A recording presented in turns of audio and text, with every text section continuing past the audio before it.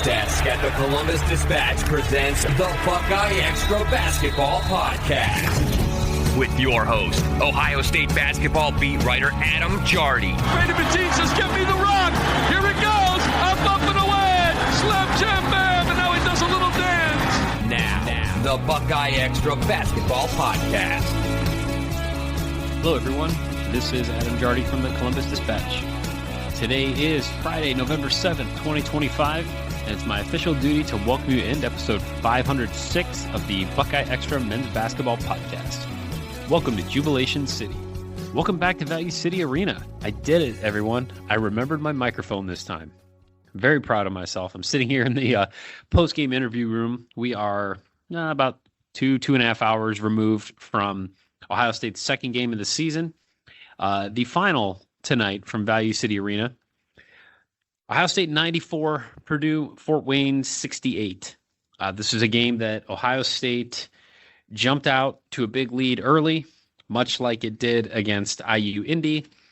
This game didn't feature nearly as many possessions as that game, but Ohio State was ahead 13-2 before the Mastodons had even really kind of got to their seats.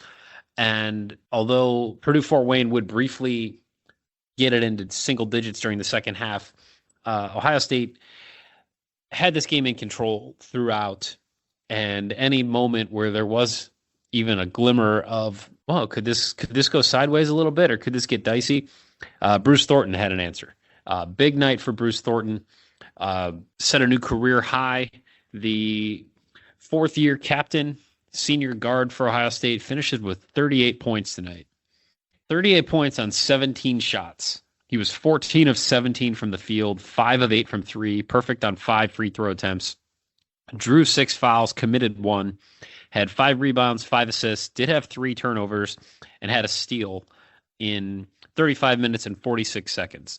We're going to talk a fair amount about Bruce Thornton on this podcast because this was certainly his career high. This was a significant night for him, and it's been a big week. We all knew he was going to be team captain. It was officially announced this week. I will have a story on this going up. It looks like it's going to go up Monday, and how he was voted captain and what the leadership structure of this team looks like. I had some interviews on that on Thursday. I just have not had the time to write that yet, so that will be coming your way here soon. But there's plenty more to talk about with Bruce Thornton aside from the captaincy honor today. So he had 38. John Mobley had 19 on 13 shots, was not nearly as efficient. 6 of 13 overall, 5 of 9 from 3, so 1 of 4 inside the three-point line. Had 3 rebounds, 4 assists, and 4 turnovers. And then Christoph Tilley had 15 points on 7 of 11 shooting, 1 of 5 from 3, added 6 rebounds, 4 assists, 5 turnovers. You're noticing that I'm mentioning turnovers because this was one of the things we're going to talk about here, but it was a significant issue for Ohio State in this game. Devin Royal, 6 points in 16 minutes. We're going to talk more about him and his status in a little bit. Brandon Knoll had 4 points, 4 rebounds. Ohio State shot 66.7% from the field. Buckeyes were 16 of 28 from 3, 10 of 13 from the line. Ohio State shot 72.7% in the second half and 75% from 3, 9 of 12. The Buckeyes outscored Purdue Fort Wayne 45-30 in the first half, 49-38 in the second half, led by as many as 26 points, which, as I do the math here, was the final margin in this game. Purdue Fort Wayne, as a team, shot 44.1% from the floor, 5 of 22 from 3. That's only 22.7%. Big thing in this one, certainly the turnovers. So we'll get into that here in a moment and some of the offensive numbers that we're starting to see with this team. And a couple of my other takeaways here. Again, a fair amount of this is going to involve Bruce Thornton because he was the only player that we talked to tonight, and he was the star. His fingerprints were all over this game. So we'll dive into it here in a second. I want to remind you that you can subscribe to the podcast on Apple, Spotify, YouTube, wherever you enjoy your favorite podcasts. If you subscribe, you'll automatically get the newest ones just as soon as our man From the stands, Patrick Flaherty can grab them and publish them for you. While you're subscribing or downloading, please leave a review. Please click 5 stars. And please consider telling a friend. Thanks to everyone who's taken the time to do all those things. And shouts to Patrick Flaherty, who's going to listen to me talk about this game after having sat in Value City Arena and watched it himself. Good to see you, Podfather. Appreciate you being there, and appreciate you getting this out to the group. So, Bruce Thornton. There were 2 moments in this game that struck me as particularly impactful. And when I asked Jake Diebler about the first one, he then also mentioned the second one before I asked a follow-up about it. So, first one to me that really stood out was how many times in the last couple of years have we talked about how no lead seems safe with this team and how the end of halves have been so critical? Because, I mean, that has been a recurring theme for Ohio State basketball, seemingly. I mean, this is my 11th season now for the Dispatch covering the team, and it just seems like that has been like as true as anything. Like it's felt like leads are not safe, and not only not safe at the end of a game, but at the end of like the first half. That is a common thread. It's felt like it for quite some time now with Ohio State. So Ohio State jumps out again, big lead in this one. Purdue Fort Wayne calls a timeout at 17:37. Ohio State's already up 13-2. Started with a Thornton jumper. Junie Mobley hit a 3-pointer where the net didn't even move. Tilly drove from the top of the circle. Tilly hit a 3, and then Bruce hit a 3 from the left wing. Just like that, Ohio State's 5 of 5 from the floor. 13-2 lead. Purdue Fort Wayne calls a timeout. The lead would grow from there. Ohio State hit its first 7 shots in this game. In the IU Indy game, Ohio State hit its first 8 shots. I would advise any team to try to come out and don't miss a shot for a while. Certainly makes a difference. But Ohio State pushed its lead during the first half. The Buckeyes are up 27-9. Purdue Fort Wayne didn't get into double digits until a 3-pointer made it 27-12 with 11:32 left in the first half. So Ohio State's up by as much as 18, still up 17 on an Amari Bynum free throw with 8:32 to go in the half. And then you hit this stretch here where Ohio State's up 38-21 after Mobley hit a 3, and the possession before that, Thornton fed it to Brandon Knoll for a dunk. So Ohio State's up 38-21, has the ball. Tayson Chapman gets stripped. And then Purdue Fort Wayne comes down and scores, so now it's a 15-point lead. Thornton misses a 3. We get to under 4 media timeout, and Purdue Fort Wayne gets a layup from number 9, DeAndre Craig. So it's 38-25 now. And then it gets ugly for a few minutes here where like Gabe Cupps is inbounding the ball to Christoph Tilly from underneath the basket. It just I don't know. They both, I think, should get credit for a turnover because like it wasn't a great pass, and then Tilly just didn't catch it and it went out of bounds. And then Purdue Fort Wayne gets called for an illegal screen. Christoph Tilly gets called for an illegal screen. Amari Bynum forces a turnover. And then one of the key moments here. So Mobley throws a pass to Amari Bynum that gets picked off. And it results in a fast break bucket at the other end, finished by number 10, Corey Hadnot II. So you just had this stretch of 5 straight turnovers, and it ends with Purdue Fort Wayne getting a layup after having been down by as many as, what did we say, 18? Yes. After being down as many as 18, it's now an 11-point game. And you're in the final minute 30 of the first half here at this point. So 7 seconds after that bucket, Bruce Thornton drives and scores, pushes it back to 13. At the other end, Gabe Cupps comes up with a steal, gets it back to Bruce Thornton, who 5 seconds later has this driving basket where he cuts from the right side of the lane to the left block, turns his body to the back, or turns his back to the rim, flips it back over his head, off the glass, counts, and the foul, makes the free throw. Back-to-back buckets for Bruce Thornton. Now it's a 15-point lead for Ohio State. Or excuse me, a 16-point lead. So Purdue Fort Wayne comes down, misses a three-pointer. Gabe Cupps comes up with the rebound. He gets it to Bruce Thornton. He scores on a driving layup. So it was 38-27 Ohio State with a minute 20 to go. And then it was 45-27 Ohio State with 37 seconds left. So in the span of 30, let me make sure I'm doing this right. 36 seconds. Okay, I thought it was 37 seconds, but in the span of 36 seconds, Bruce Thornton goes on a personal 7-0 run. All of that taking place in the final minute 13 of the first half. And while Purdue Fort Wayne would get a 3-pointer with 2 seconds left to make it a 15-point deficit at the half, Thornton's 7-0 run was by design. That was a situation when I asked Bruce about this, he said, I'm going to find this quote. So this is in my takeaways that I finished right before recording this. But Bruce talked about like understanding momentum and energy. He said, me cutting the momentum I felt like was a big thing. I felt the momentum shift, so I tried to do my best offensively and defensively to split the momentum so that at least going into halftime, having that lead, having that you want, because that can carry over to the second half. I got to clean that up a little bit. I didn't type that exactly right. But basically, he understood that the momentum was starting to shift, and he knew he had to do something about it. Jake Diebler said, quote, "We have a saying in our program, be your best late, and part of that is ending halves because momentum shifts." He said they did. They see some momentum, and we kind of took it right back to close the half. That was important. So that was the situation that I asked them about. And then Diebler brought this up sort of unprompted, so I did ask a follow-up about it. But there was another ugly stretch early in the second half here. So Ohio State's up 15, like I said, to open the second half.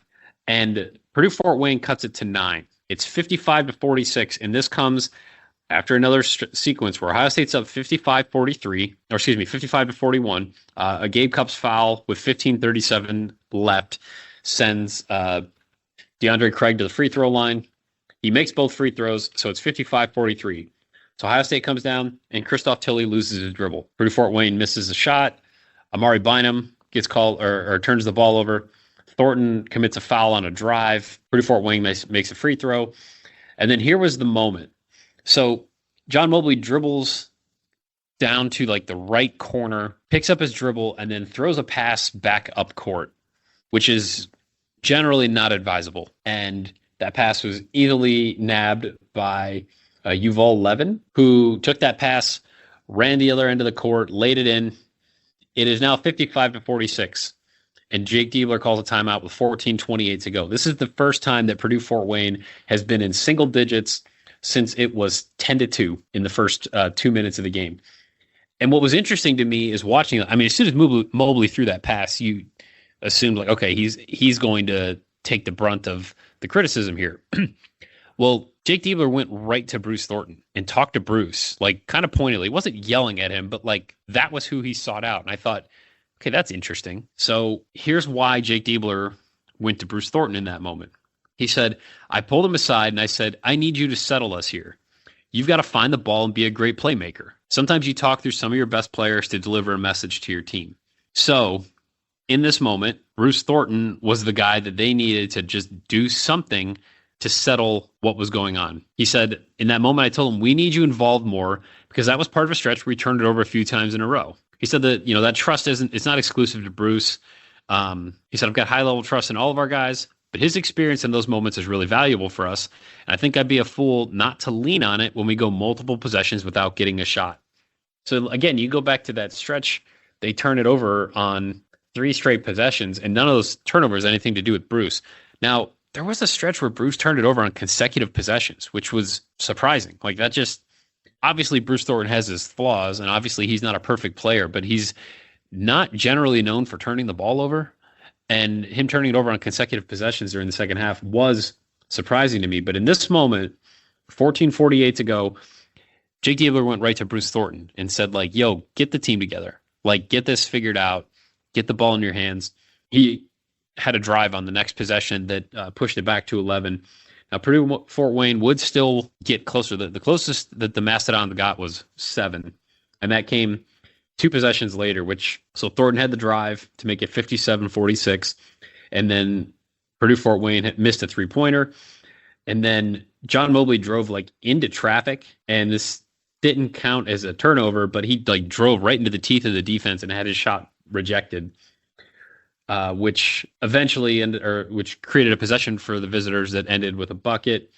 And then Amari Bynum got the ball stolen from him, and Brandon Knoll got put on skates by DeAndre Craig, just a mismatch there, and he scored. So that made it 57 to 50. And this is nearing the midpoint of the second half. So Ohio State didn't immediately cut the water off there, but then Ohio State pushed it back to double digits on the next possession on the first shot of the game by Devin Royal. And we'll talk more about him here in a second. But those two sequences, one where Purdue Fort Wayne's getting some momentum, Bruce Thornton scores 7 points in 36 seconds. And then Bruce Thornton is the guy that Jake Diebler seeks out when John Mobley turns it over and Christoph Tilley turns it over and Amari Bynum turns it over. And it re-emphasizes how critical Bruce Thornton is to the success of this team and how much they're relying on him, not just to produce points or to score at the level that he did in this game, but to really lead this team. And it's a big part of the reason why he was picked to be a captain for a fourth straight year. There's a lot here, but that we can talk about the 38 points and we can talk about all of that stuff. And that's certainly, that it's important. And it's certainly a big deal, but I thought those two moments were as impactful to me as anything in this game and told me more about where the direction of this season is headed and what Ohio State's going to need to be successful. And they're going to need Bruce Thornton in those moments. And they seem to know that. And maybe that's different than even last year or even certainly 2-3 years ago. There seems to be an understanding there of they have a lot of guys that can do a lot of things, but they're going to need Bruce in some of those critical moments to be that leader that is they have voted him to be. So in the process of scoring these 38 points, Bruce Thornton has climbed the Ohio State career scoring chart. He came into the game at number 19. It took him 5 points to pass Evan Turner. On the same night, Bruce Thornton passed Evan Turner and John Diebler. With his 38 points, he now has 1,551 points. That puts him 5 behind Terrence Dials for 15th all-time in Ohio State's career scoring list. He passed John Diebler. Jake Diebler had a comment about it good, knock him down a bit or knock him down a peg or something like that. But the one other Bruce Thornton quote here, and then we'll move on. He said, obviously, Bruce and John, they're different players. He said, the legacy my brother had in his time here was really special. It's where my affection for the program took such deep roots. He said, Bruce, I get to see how he operates every single day. He reminds me of the David Lighties and Aaron Crafts and John Dieblers, who for 4 years they worked so hard. There's a lot in common in that regard. And he also pointed out in uncertain times, he's been a source of stability. He's been critical in helping build our culture in this new program. I'll be forever thankful to him for that. That's his loyalty. He's a Buckeye. Our fans, hopefully they appreciate what he's poured into our program. So Bruce was one of the, quote, big three that Ohio State was able to retain in the transfer portal this year, obviously going alongside John Mobley and Devin Royal. And it's been kind of an uneven start for the other two to this point. And we'll start with Devin first. And this isn't, it's not his fault, but he's not 100%, it turns out. Devin didn't play a ton in this game and was clearly laboring at times. And Jake was asked about him after the game. It's basically just said, how injured is Devin Royal? And he said, we've got to evaluate it. He said, coming out of halftime, it was a little bit of a nagging injury. He keeps progressing a little bit, and then maybe we have a little setback. We've got to evaluate what he needs to get back to 100%. So when Ohio State opened the second half, Devin Royal was on the bench, and Gabe Cupps replaced him in the lineup. And that was due to the fact that Purdue Fort Wayne's primary playmakers were all guards who were 6'2", 6 foot, not a ton of size. And so the Buckeyes went with Cupps instead of Amari Bynum because of the type of defensive mismatch potential there. So Royal did eventually play in the second half. He hit that 3-pointer. He would hit another one. Finished with 6 points in only 16 minutes and 46 seconds. Had 3 rebounds. Did commit 3 fouls. But is not 100%. He was wearing, I don't know what these are called. I've seen guys wear them for like their lower backs. I've often wondered if I needed one. But it's like a wrap, and it's got like some blinking lights on it, and I don't know exactly what it is. But Devin was wearing one on like his right leg. It looked like maybe it was wrapped around his upper right leg. I don't know if it was a thigh, calf, groin, but like it was something like that. I did see that on him. Diebler said that when the second half opened, Devin Royal was he was on an exercise bike there, like near the bench. And Diebler said we felt like he was a little bothered. So we were trying to give him a chance to get a little bit of an extended warm up. He would have started if he felt like he was 100%, but we didn't know if he's going to be available for the rest of the game. Apparently Devin was very much advocating to play, and conversations between Diebler, the training staff, and Devin, he did get in. Diebler said, "I thought he showed tremendous heart toughness and really gave us a boost." He said, "We've got to give him a chance to recover. He's working really hard, rehabbing, spending a ton of time in the training room, and that's why he keeps making progress. Hopefully he can turn the corner in that regard." So something to monitor going forward, because he is obviously critical to how this team wants to play and what kind of success the Buckeyes hope to have this season. So but that is certainly something worth noting. And then as far as Mobley goes, it just hasn't quite been the pop I think we expected to start the season. It's still kind of weird that the IU Indy game was unique, and I think it's going to skew some numbers certainly for a little while here. So a game like that where he finishes with 16 points on 12 shots, but also has 8 assists and 4 turnovers, you're kind of thinking well, it was an odd game. We'll see what that turnover rate looks like in a more traditional type of game, like Purdue Fort Wayne would play. So he does finish with 19 points. He's the second leading scorer, so he's got 35 points through 2 games, and he is 7 for 17 now from 3 this season, but finished with 4 turnovers again. And you go to KenPom right now and look at his turnover percentage. And certainly compared to last year, but his turnover rate has doubled. He went 13.5 last year to 26.4 this year. And his 2-point field goal percentage is actually down from last year. He was at 39.6% last year, and it's 37.5 right now. It's obviously so early, and we'll kind of see how this goes.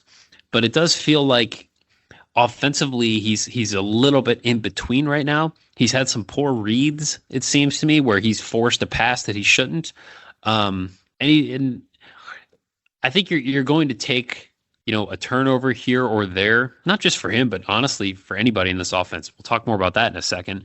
But he has such prolific shooting prowess that they're going to take him turning it over once or twice if he's still producing at a high clip, which for the most part he is. And his offensive rating overall is higher than it ended up being last year.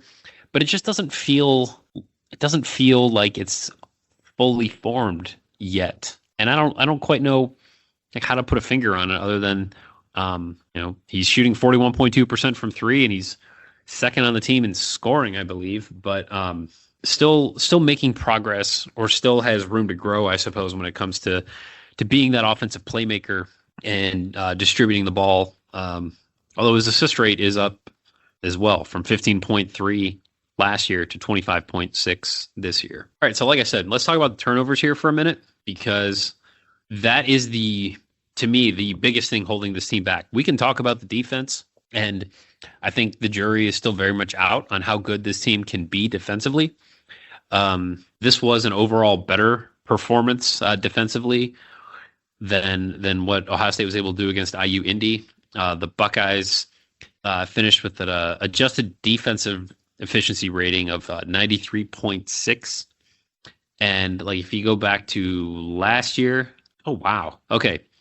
A defensive efficiency rating of 93.6 would have been the fifth best defensive performance of the season last year. And now, obviously, Ohio State wasn't elite defensively last year. The Buckeyes finished 50th.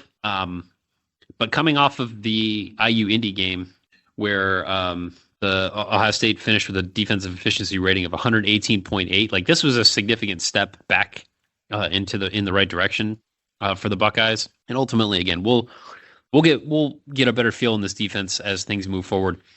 Great quote here that I do want to pass along. This is from someone who's been around the program and has seen how these guys have been constructed and how they've played.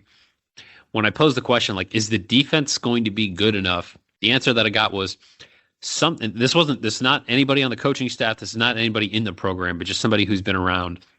They told me, quote, sometimes the best defense is being up 15. And I think I was like, okay, fair point. So let's keep that in the back of our heads as we go through this season. But when it comes to the turnovers, this is the point I want to get at here. So I have this in the takeaways. Ohio State, through 2 games, has scored on 63.1% of its possessions. They've had 149 offensive possessions. They've scored on 94 of them. Now, Ohio State turned the ball over 17 times against IU Indy, had 19 turnovers in this game. So if you take out the turnovers, which I understand is unrealistic, but just for the sake of this argument, when Ohio State does not turn the ball over, or when Ohio State has not turned the ball over in these first 2 games, the Buckeyes have scored on 83.2% of their possessions. There have only been 19 possessions that have ended without Ohio State scoring when the Buckeyes have not turned it over. Like that's just bonkers. So what that tells us is that the odds are if Ohio State gets a shot, it's probably going in. So Ohio State, as of this moment, is number 11 nationally in adjusted offensive efficiency at 119.7 points per 100 possessions. Second in 2-point field goal percentage. Buckeyes are making 80% of their 2-point shots. They're basically all at the rim. Third in effective field goal percentage. 17th in 3-point shooting percentage. Problem is that Ohio State is 239th in turnover rate, 22.7%. So if that does not improve, that will put a ceiling on this team because they're going to play better teams that will score more. We'll see ultimately how good this defense is, but if this ends up being a season where the best defense is being up 15, you can't turn the ball over this much. And that's going to be critical for this team to get better at as it moves toward a more challenging schedule. And we will see a pretty good test coming up here in 9 days when Notre Dame comes to town for a Sunday afternoon game. It's going to be weird. 12:30 tip on a Sunday. That seems kind of odd, but Notre Dame is 2-0. 59th in offense, 81st in defense. They've beaten LIU and Detroit Mercy to open the season right now. Now, as far as got 3 kind of other housekeeping things here, and then probably going to wrap this one up and head home. First thing, we've known that Ohio State would be unveiling a Jerry Lucas statue. That is being unveiled this upcoming Friday. So this will be 2 days before the Notre Dame game. So November 14th, 4 o'clock outside the shot, northwest corner of the arena near the practice facility is when we'll get the Jerry Lucas statue. And then there had been a significant push from people around the program, people within the program, that Jerry Lucas needs to be the first men's basketball representative to dot the I. And I had a story earlier this year that that straight up was not going to happen. And there was certainly a thought of statue on Friday, dot the I on Saturday when Ohio State hosts UCLA, and then honor him Sunday when the Buckeyes host Notre Dame. Playing some marquee teams, there's a lot of synergy there. But the marching band makes these decisions and was straight up that's not going to happen. That apparently they're still kind of clearing through a backlog of people who didn't get to do it during COVID. And yeah, it just straight up wasn't going to happen this year, even though I think we can all agree it made a heck of a lot of sense. So I would actually be interested for your thoughts on this. I'm still kind of trying to make up my mind, but he will dot the I that weekend just during the basketball game. They're going to have the fall athletic band do Script Ohio on the court, which we've seen before.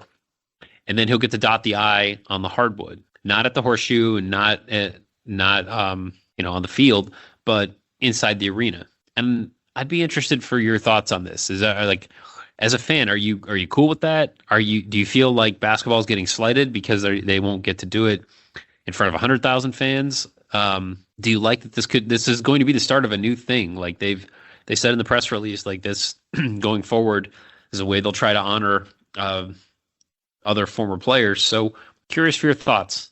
Reach out, let me know. So that was one piece of news. Next piece of news, Miles Hero is redshirting for the season. This was something that they had discussed with him when he was being recruited. There really aren't walk-ons anymore, just kind of the way this stuff is all structured now. But I mean, he was kind of essentially like a walk-on type player. But he's going to redshirt this year and try to put on some weight and some muscle and impact the team and scout team and all that stuff. So when he was the last player to see playing time in the OU exhibition, I did ask Jake Diebler about that and kind of thought like, well, then maybe that's where this is headed. So we have that. It's official. Talked to Jake Diebler about it on Thursday, wrote that story. So Miles Hero will be redshirting this year. And then the last thing to keep an eye on is that Puff Johnson is suing the NCAA for eligibility to be on Ohio State's roster this year. There is a spot for him. If he is to win this court case, he would join the team. They have a spot for him and would welcome him on to the roster. How likely that is remains to be seen. He has played 5 seasons of college basketball. He played 14 games as a freshman at North Carolina. He played 17 games last year at Penn State, both of which exceed the threshold for a hardship waiver or a medical red shirt. And he would have used his COVID year. So he's played, I think, 111 games in 5 seasons. We'll see. But there was, he's got legal representation. They appealed to the NCAA. The NCAA denied the appeal, and so now there's a lawsuit. So we'll be monitoring that, and if there's something to report there, then we'll get to that. We'll see what the next week entails. But Donovan Puff Johnson is very much trying to make the case that he should be allowed to participate with Ohio State this season. So we'll see. All right, as you might be able to tell, my voice is kind of starting to give out on me again, so I'm going to wrap this one up before it goes entirely. As always, you can send along your questions, your comments, your love notes, your hate mail, and otherwise constructive criticism to me at Adam Jardy on Twitter or ajardydispatch.com. Thanks again for listening. Thanks to Patrick Flaherty for putting up with all this. Let's see, I'll be back with you. Next game is Appalachian State on Tuesday, 6:30 tip, BTN+. So I'll be back with you Tuesday night for Wednesday morning. So until then, be kind. Take care, and we'll talk soon. Be sure and subscribe to the Buckeye Extra podcast in the iTunes Store, the Google Play Store, or on Stitcher.